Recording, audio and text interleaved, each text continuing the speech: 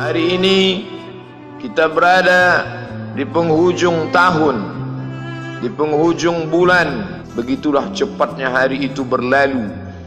Hari berubah menjadi pekan, pekan menjadi bulan, bulan menjadi tahun, tahun menjadi windu, windu berubah menjadi abad. Yang mati hilang, yang dulu hidup kaya, hari ini hanya tinggal kenangan saja.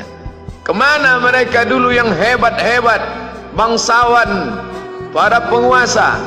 Semuanya mati ditelan zaman. Yang tinggal hanya apakah dia orang paling baik, dicatat dengan tinta emas, atau dia orang paling jahat, dihujat, dicaci dan dimaki. Harimau mati meninggalkan belang, gajah mati meninggalkan gading, manusia mati meninggalkan nama. Nama yang baik atau nama yang buruk. Wa tilkal ayyamu nudawiluha bainan nas. Demikianlah hari demi hari kami pergantikan di antara manusia. Untuk apa hari ini dirubah Allah Ta'ala? Mengapa hari ini datang silih berganti dan kita ada di dalam zaman itu? Liya'lamallahu alladhina amanu. Allah ingin menguji siapa yang imannya tetap istiqamah, siapa yang masih tetap beriman sampai hari ini. Khatib mengucapkan alhamdulillah, nikmat yang paling besar adalah nikmat istiqamah dalam iman dan Islam. Berapa banyak ketika hari berubah, yang dulunya dia adalah orang baik-baik, hari ini berubah menjadi tidak baik. Yusbihu mu'minan, pada waktu pagi dia beriman, wa yumsi kafiran, petang hari dia berubah menjadi kafir. Maka kita selalu meminta, ya muqallibal qulub, wahai engkau yang membolak-balikkan hati, tsabbit qulubana, kokohkan hati kami, ala dinik, dalam agamamu, wa ala ta'atik, dalam ketaatan kepadamu. Berapa banyak yang dulu susah melarat, miskin, untuk sesuap nasi pun sulit, tapi begitu dilapangkan Allah rezekinya, tidak menjadi hamba yang bersyukur. Dia lalai, dia sangka itu karena jerih payahnya, dia kufur nikmat Allah Subhanahu wa ta'ala. Tapi siang hari ini alhamdulillah, ada hamba yang disehatkan Allah, dia tetap bersyukur. Ada hamba yang ditingkatkan Allah rezekinya, dia tetap bersyukur. Ada hamba yang dinaikkan Allah kuasanya, dia tetap bersyukur. La in syakartum, kalau kamu syukuri nikmat itu, la azidannakum, pasti akan kutambah. Wala in kafartum, tapi ingat, kalau kamu kufur, kamu ingkar, inna azabi lasyadid, azabku amat sangat hebat, amat sangat dahsyat, amat sangat mengerikan. Berapa banyak orang di masa lalu mati dalam azab Allah Subhanahu wa ta'ala. Tapi itulah manusia, diambil dari kata nasya, lupa.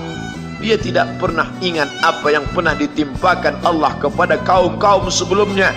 Wa ila samud akhahum salihah, kepada kaum Samud diutus Nabi Saleh. Mana mereka sekarang? Punah, musnah, tidak ada lagi di atas muka bumi Allah. Wa ila madyana akhahum syuaiba, kepada kaum Madian diutus Nabi Syuaib. Mana mereka sekarang? Punah, musnah, tidak ada jejaknya di atas muka bumi. Wa ila adin akhahum huda, kepada kaum Ad diutus Nabi Hud. Tidak satu pun ada di atas muka bumi. Tapi orang tetap juga angkuh dan sombong. Memang itulah manusia yang berada di atas muka bumi Allah Subhanahu wa ta'ala.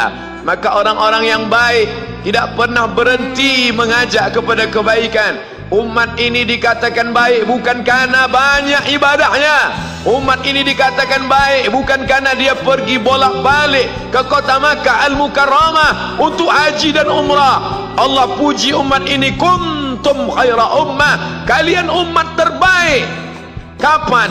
Bila umat ini disebut umat terbaik? Ta'muruna bil ma'ruf, ketika engkau sanggup mengingatkan saudaramu dalam kebaikan. Pagi ingatkan tentang siang, siang ingatkan tentang petang, petang ingatkan tentang malam, malam ingatkan bahwa esok pagi kita tetap berbuat baik. Wa tanhauna 'anil munkar, larang mereka dari perbuatan mungkar. Maka hari-hari yang sudah kita lewati di masa yang lalu, sanggupkah akan pulang kembali? Pepatah Arab mengatakan lan tarji'al ayyamul lati madat, yang lalu tak dapat terulang kembali. Apakah semua itu berlalu begitu saja? Tidak ada yang percuma, tidak ada yang gratis, tidak ada yang sia-sia.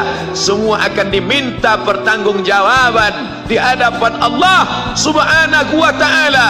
Sejak kita tegak di atas muka bumi ini, sejak kita diberikan nafas, diberikan hidup, diberikan nyawa, maka sejak itu kita ditanya, apa khalaqnakum abatha? Apakah kalian kami ciptakan sia-sia? Apakah kami sangka? Apakah kamu semua menduga bahwa kami menciptakan kamu lalu kamu tidak akan kembali menghadap kami? Semua akan diminta pertanggungjawaban di hadapan Allah Subhanahu wa ta'ala. Tidak ada kata yang dapat terucap dari lidah orang beriman selain ucapan astaghfirullahalazim. Ampunkan segala dosaku di masa yang lalu. Aku lalai dan lupa ya Allah. Kami termasuk orang-orang yang menghilangkan usia kami ya Allah. Kami tak tahu ke mana umur kami selama ini. Berapa jam untuk perbuatan dosa, berapa untuk perbuatan maksiat. Padahal ketika tiba masanya, kami semua akan menghadapmu, dan pada saat itu semua akan dihitung menit demi detik, detik semuanya. Tidak ada yang lepas daripada pengawasan. Inna alaikum lahafizin, bersama kamu ada malaikat hafazah kiraman mulia, katibin mencatat, ya'lamuna ma taf'alun, dia tahu semua yang kamu lakukan. Betapa waktu-waktu yang lalu itu tak dapat kita tebus dengan apapun selain kita perbaiki di masa yang akan datang. Tingkatkan kualitas salat berjamaah, tingkatkan membaca Al-Quran. Andai usia kita sudah lanjut, tak dapat kita jemput, maka kita didik anak cucu generasi akan datang menjadi generasi yang Qurani dan Islami.